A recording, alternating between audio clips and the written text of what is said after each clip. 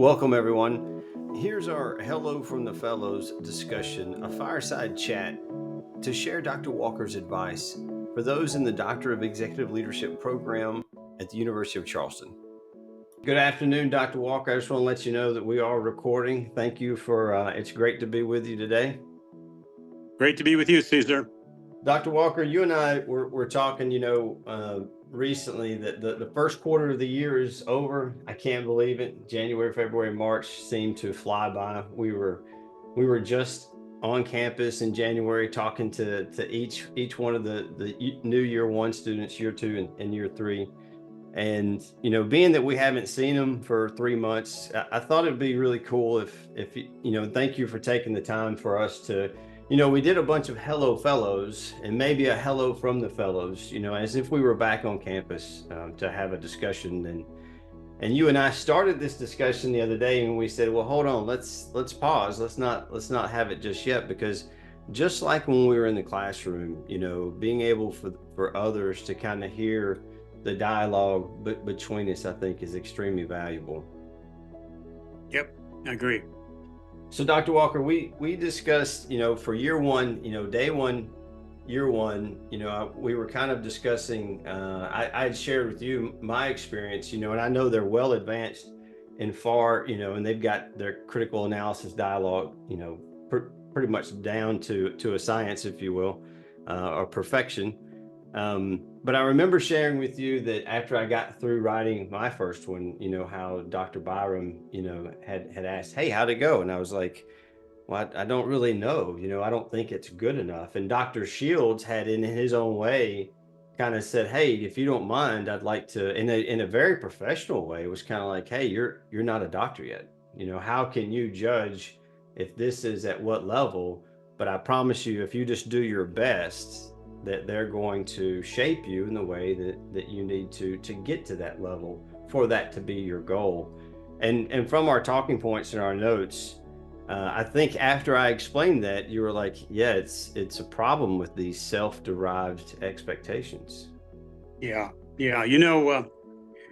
Put this in context. Hell is knowing the truth too late. Hell is knowing the truth too late. Now, that's not only true for Satan. I mean, he thought he could overcome God. Well, he found out he's going to hell because of it. But we'll always say, well, the hell of it is I didn't know this or that. But the reason I mentioned something like that at the beginning is there are things that will occur to each of us after the fact, and we'll go, if I had only known that, I would have done some things differently. And I think that in a leadership program like this is especially important. So, for example, our goal here is when we're done, when we're through this program, the people who have been in the program, we want them to be as effective leaders as they could develop to be, as we could help them to be. So it's not about getting an A. It's not about, not that that's bad. It's not about being happy with yourself when you're going through it. It's that you have evolved and changed and become the kind of leader that can be effective and helpful in the world today. And, as you were talking there, I was thinking about, suppose you had a person who had never been a surgeon and they cut somebody open and there was blood. And the person went, oh my gosh, I failed. There's blood. Well, of course there's blood. Anytime you cut somebody open, the question is, it's not about whether there's blood or not, it's how did you do in the surgery?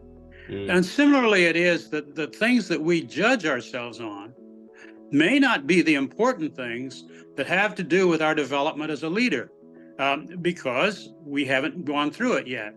And so many of the people that I've known who have been particularly mature and also successful in this program have not worried too much about grades or their expectations about themselves when they were still novices, but it was getting through the program and developing as leaders.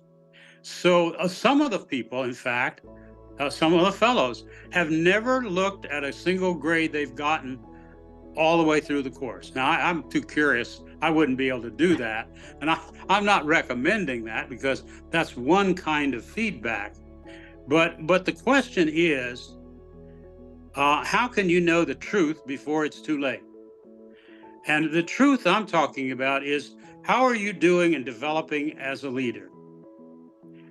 And one way, but not a very good way, are the grades you get on assignments. That's okay.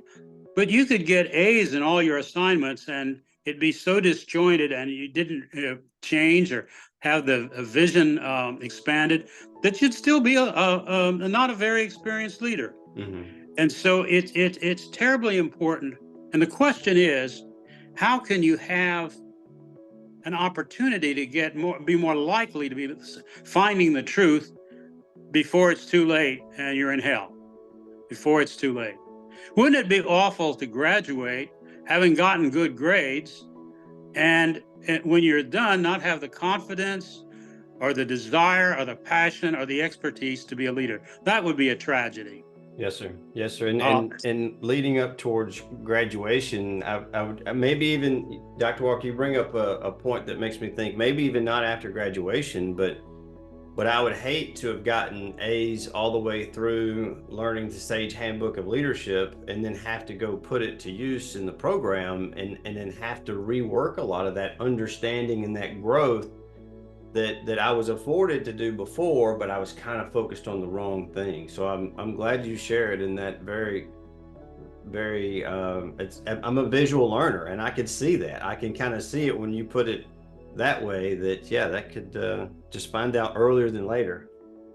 And one of the ways that many people have found, and that I found useful, is by applying the things that I've learned in the classroom or in a certain homework that I had to do, to actually say, all right, now what's the purpose of this, and what have I learned? And it's extremely important for many of us to write down in a log or a book what we think the purpose of whatever it is we've been doing was, and what we've learned from it, and how we feel about it.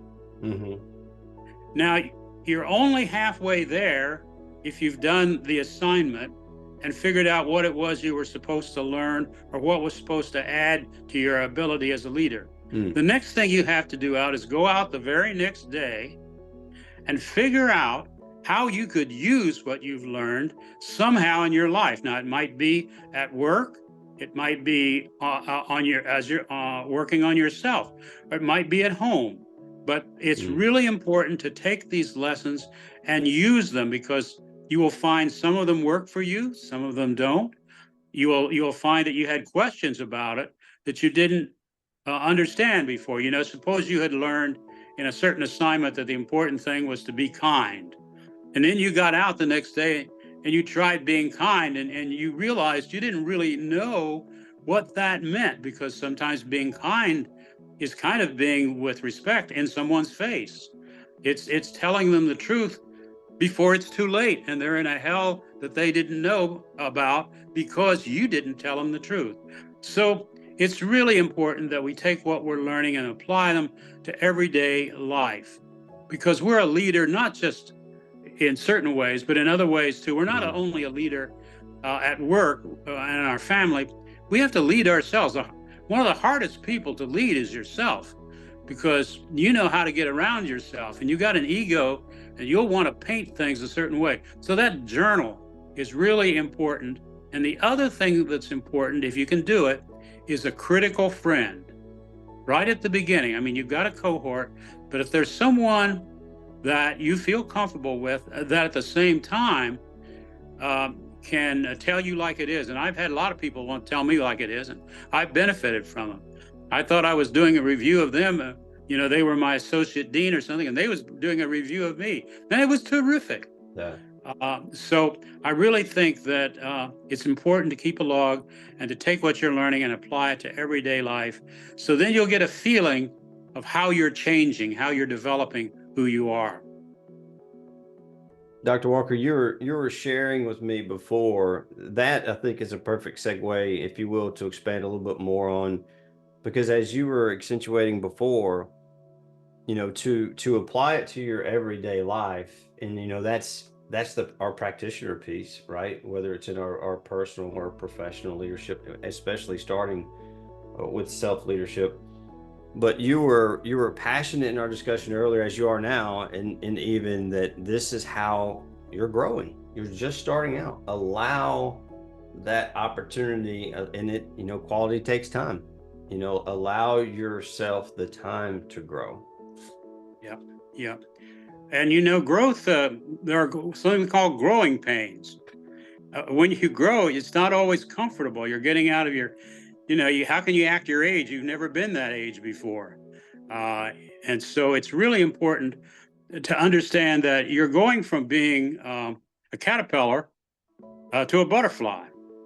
And when the caterpillar is in the cocoon, there are certain kind of things that begin to change in the caterpillar, and the immune system of the caterpillar attacks all these changes and says, this isn't right. We got to wipe this out. There's something wrong here. And it tries to prevent the caterpillar's immune system tries to prevent it from becoming a butterfly. But after a while, because of the learning, probably we'll call it the DNA, the process of becoming a butterfly becomes so important. There are so many of these new cells that the immune system can't fight it off anymore. And what happens is the immune system that was trying very hard to stop it breaks down into a liquid form. And instead of being a poison, it becomes the very thing that feeds the new cells that make it a butterfly. And that, I think, is just a way of understanding in nature the process of change. It's painful in some cases. The way you are now will fight it. And one way you fight it is you don't recognize it. You don't go down those paths. And so it's really important, I think, to have someone beside yourself, and don't believe everything you think.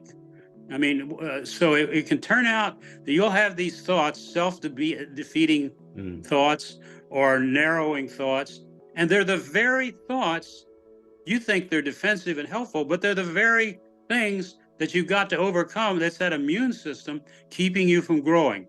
And again, a critical friend, applying it in everyday life, and keeping a log that you go back and read and reflect on are some of the ways that you can begin to help this thing along. Dr. Walker, thank you so much for taking time to send a note to all of our year one and all of the DEL. I'm really happy to, the thing that many of us like to do most is to work with the students who are beginning. That's the most exciting part in a way, because that, it's like planting the seed, and now it's just starting to grow, and it's so exciting.